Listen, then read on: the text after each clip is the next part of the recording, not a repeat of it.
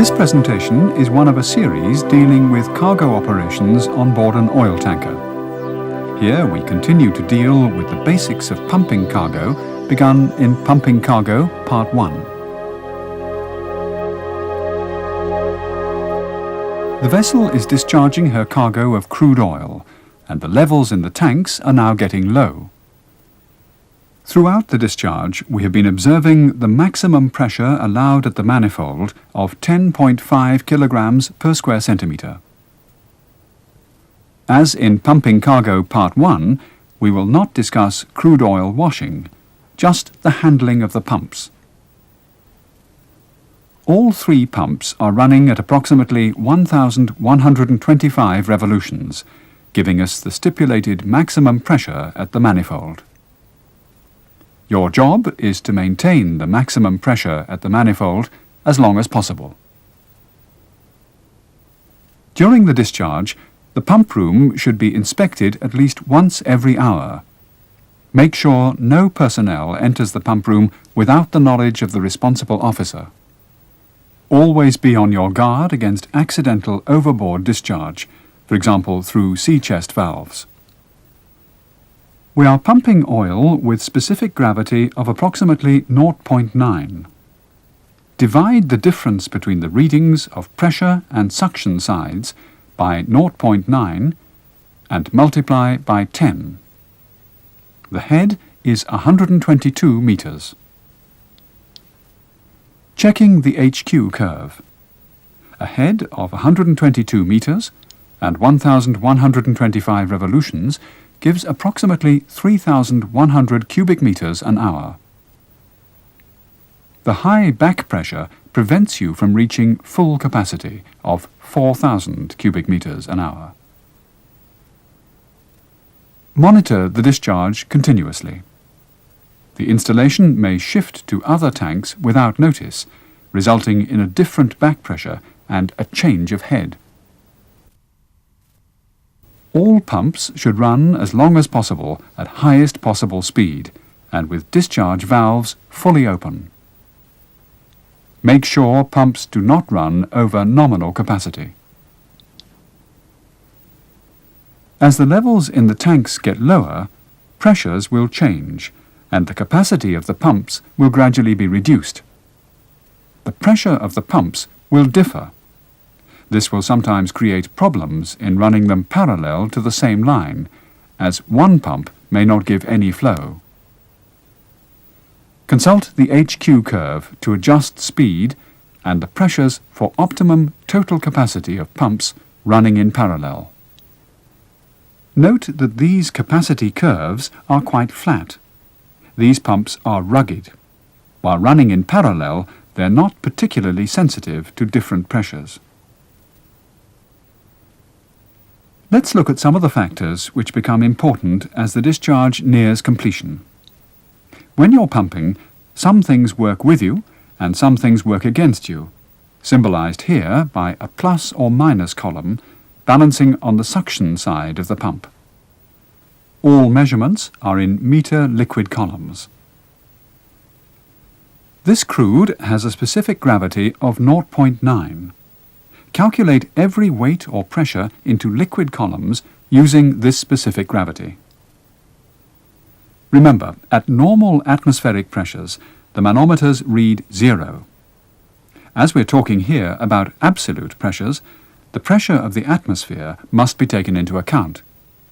So, when measuring absolute pressures, we start from a vacuum, which is 0. The pressure of the atmosphere is about 1 kilogram per square centimetre. First, let's take a look at the plus column.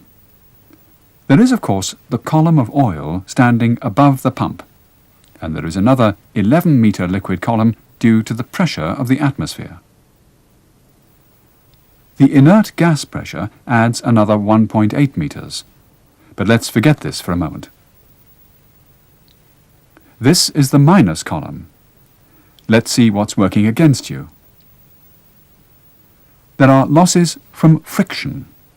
When you pump liquid through pipes and valves, the turbulence of the liquid causes friction and loss of pressure. The pressure drop is measured in kilograms per square centimetre and converted to a metre liquid column.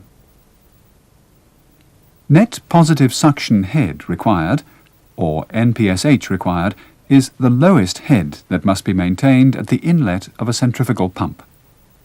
This is the head required to avoid cavitation. Below this head, at the impeller's inlet, the eye, the pressure can drop low enough for the liquid to vaporize. If this happens, the gas formed will prevent liquid from passing. Small bubbles grow, and when they meet the higher pressure in the periphery of the pump, they collapse. This is cavitation, and must be avoided, as the capacity of the pump will be reduced, and it can easily be permanently damaged. You can easily hear when a pump cavitates. It sounds like you're pumping gravel. Net positive suction head required is dependent on the velocity of the liquid and the speed of the pump. The last minus is the vapour pressure. If you lower the pressure below atmospheric pressure, any liquid will boil or transform into gas. The absolute pressure at which this occurs is the vapour pressure. Here is a container filled with normal crude. At normal pressure, gas is trapped inside the volume of oil in the form of liquid. If we lower the pressure below atmospheric pressure, the lighter fractions of the crude begin to gas off. When the manometer shows minus 0.4, our sample of crude will gas off completely. Vapour pressure is therefore 0.6. Convert the vapour pressure into a liquid column. You should avoid operating pumps at such a low pressure where oil gases off.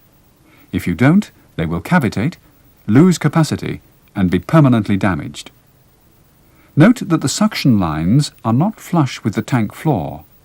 Pumps and the discharge lines in our vessel are mounted more than 2 meters above the bottoms of the tanks. At the end of the discharge, a lift of approximately 2 meters must be taken into account and added to the minus column. This is what happens if the pumps are left unattended at full speed with the discharge valves fully open as the tanks are discharged. The plus column is reduced as the level of oil is sinking in the tank. The column from the air pressure is of course the same. The difference between the positive and the negative columns is reduced. When the heights of the two columns are the same, the pump will give you problems and soon lose suction. You will have some problems pumping the volume of cargo left in the tank to shore. In our example, the two columns just happen to be equal at the level of the discharge line. This is pure coincidence and has nothing to do with the lift mentioned earlier. Obviously, the trick is to reduce the size of the negative column. You can't do much about the vapour pressure.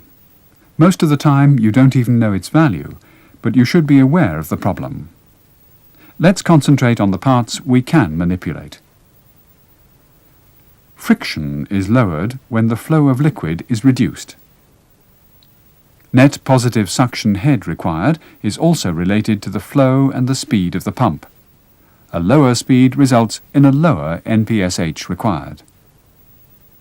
So, to reduce the size of the minus column, it looks like a good idea to slow down the pump. With lower levels in the tanks, the suction sides of the pumps need your attention. Keep an eye on the suction side manometers. Pressures will drop with the levels in the tanks. Remember, when the pressure at the suction side is below zero, you must add the readings of the suction and pressure sides to find the head. With most crudes, it's a good rule to slow down the pump when the pressure at the suction side is down to minus 0.3 kilograms per square centimetre.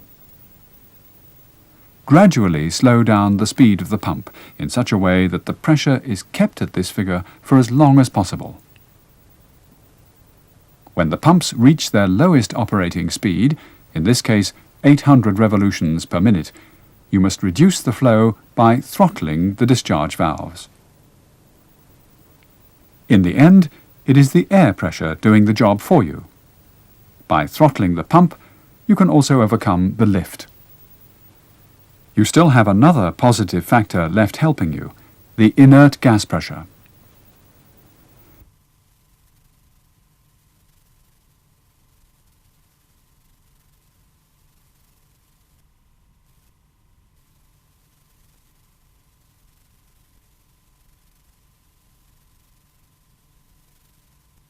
In the end, there will not be enough oil to feed the pumps continuously. When a pump loses suction, close the discharge valve. The pressure will rise again, so open the discharge valve. The pressure will fall again, and you have to repeat the same procedure over and over again until the tank is empty. By skillfully maneuvering the speed of the pumps and the discharge valves, you will be able to manually prime out almost all cargo from the tanks.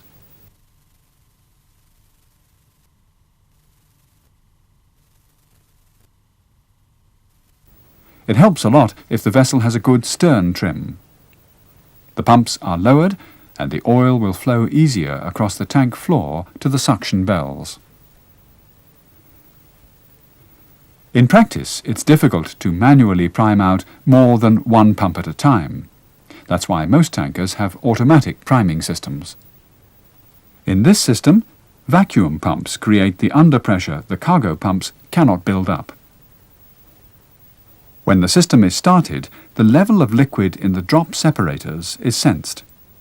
When the level is too low, a pressure transmitter signals the discharge valve to close and the vacuum valve to open. Liquid is drawn up in the separators and the pump is fed with liquid. So the pressure starts to build up at the discharge valve. When the separator is filled, a signal is sent to the vacuum valve to close and the discharge valve to open. The pump starts to work in a priming cycle. The pump fills and empties regularly. Watch the priming cycle. The tank is empty when the pressure at the pressure side of the pump remains at zero and the discharge valve doesn't open anymore. Close the valve to the tank and stop the pump. The tank is now almost empty, but still not dry enough. There is still some oil slowly making its way to the aft part of the tank. You're now going to strip the last remaining cargo out of the tanks using the eductor. To be able to use the eductor, you must have a sufficient volume of cargo left in the slop tanks. These are kept as the last tanks to be discharged. While you're priming or stripping the tanks, you should draw the cargo the shortest and simplest way possible to reduce the possibility of gas leaking from empty tanks.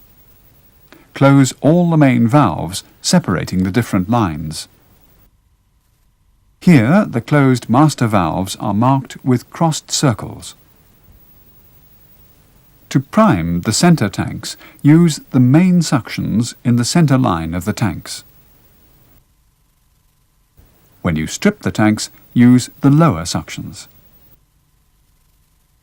A slight list can be an advantage, as the lower suctions are not in the center line.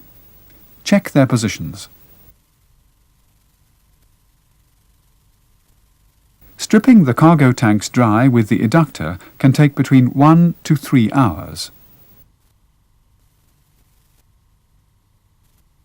This is an eductor.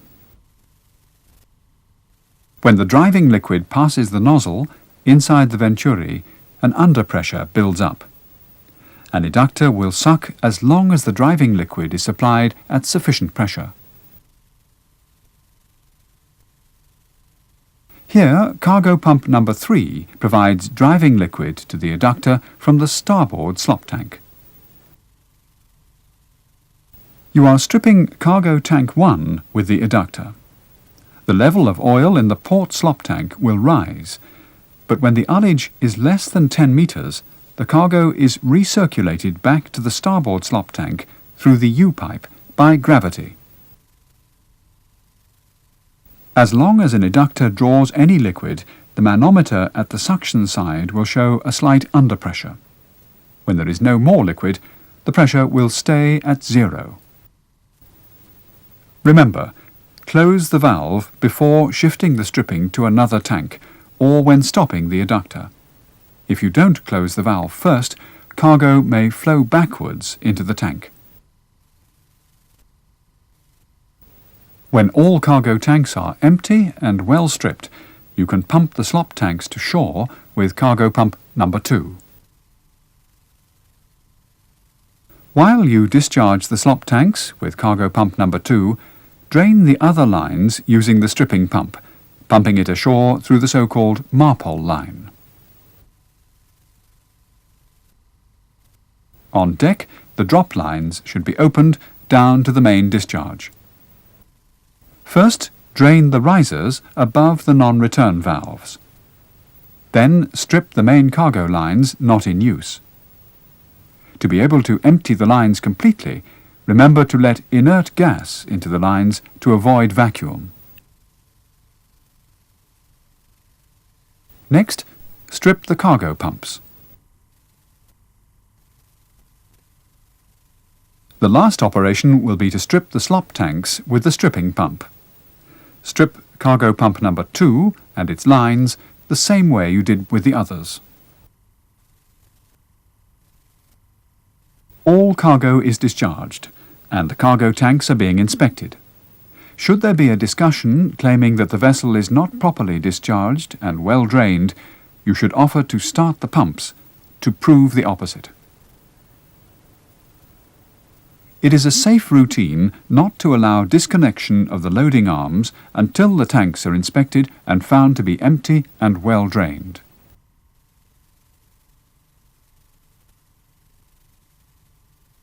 Let's conclude this program by showing an operation you may be required to perform, that is, taking on ballast using the cargo pumps. As our vessel has segregated tanks, the ballast system is separate from the cargo system, so using the cargo pumps would only arise in an emergency.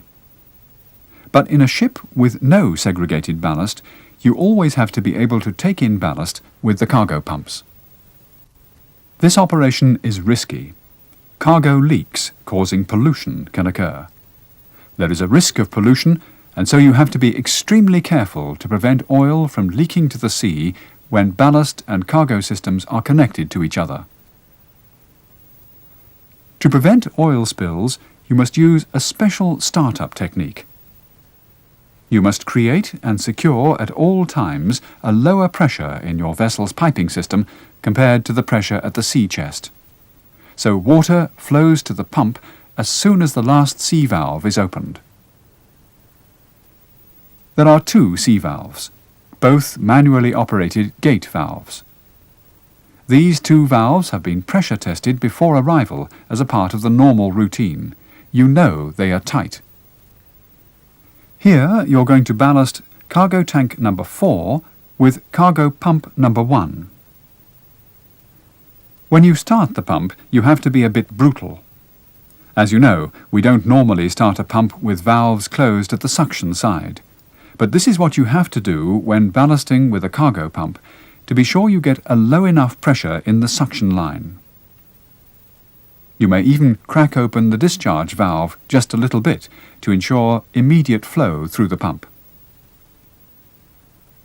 The man operating the sea valves is instructed to open only the inner one. He should then be standing by to open the last valve at a given and agreed signal when the pump is running OK. He's also instructed not to fully open the valve at once. If the pump should trip, he must close the valve as fast as possible. The man in the pump room is standing by, and you're now starting cargo pump number 1. Everything seems to be normal, and you're speeding up the pump. The pressure at the discharge side rises, and the pressure at the suction side drops below zero as expected. Reaching 800 revolutions, the manometer at the suction side shows minus 0.3 kilograms per square centimetre, and you decide to open the sea valve. As soon as the sea valve is opened, the pressure at the pump changes immediately when the water flows through the pump. You're now adjusting the speed and regulating the back pressure and the head by manoeuvring the discharge valve. In our vessel, the speed of the pumps will be approximately 1,000 revolutions while ballasting. There is no point running a pump at full speed if you can reach a high capacity running the pump slower. Remember, this way you will save fuel and money. In this case, you're adjusting the speed and the pressures to get a head of 86 meters. Discharge side shows 9.3 kilograms per square centimetre, and the suction side 0.4 kilograms per square centimetre. You are pumping seawater with a specific gravity of 1.025. From the HQ curves, you can see you are pumping approximately 3,700 cubic meters an hour. Be careful to obtain a suitable head while pumping ballast. Possibly more pumps have been damaged during ballasting than during discharge. This is because it is so easy to run the pump in overcapacity with too small a back pressure and head, with the discharge valve wide open. If you know the principles and run the pumps of your vessel with skill and care, you will save a lot of money discharging and ballasting, and you will, of course, save yourself a lot of trouble. May we wish you good pumping. The topics raised here will require some thought and discussion to ensure full understanding of the principles and how they relate to your vessel. Rerun this tape and cargo pumping number 1, if necessary, and discuss with others on board.